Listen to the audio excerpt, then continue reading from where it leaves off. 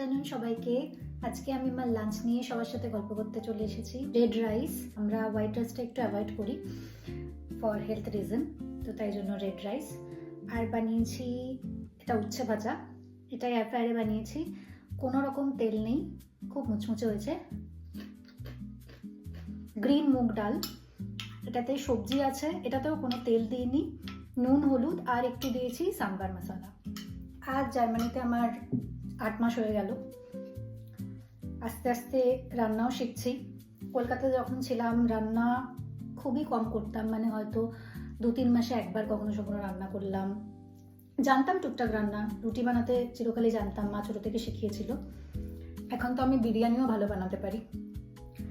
আর করেছি আজকে এগ কারি, একটু কষা কষা ঝাল ঝাল করে বানিয়েছি। আর এখানে স্যালাডও নিয়েছি, স্যালাডে আছে গাজর, শসা আর অ্যাভোকাডো। এগ কারিটা আমি অলিভ অয়েলে বানিয়েছি।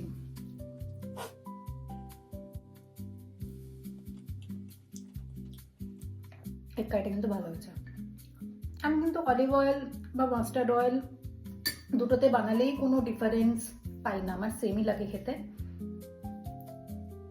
এখানে মাস্টার্ড অয়েলের একটা প্রবলেম আছে, ইউরোপে মাস্টার্ড অয়েল ব্যান্ড, তো এশিয়ান দোকানে মাস্টার্ড অয়েল বিক্রি হয়, বাট ওখানে লেখা থাকে এক্সটার্নাল ইউজ অনলি, কিন্তু আমরা ওগুলোই কুকিং অয়েল হিসাবে ইউজ করি।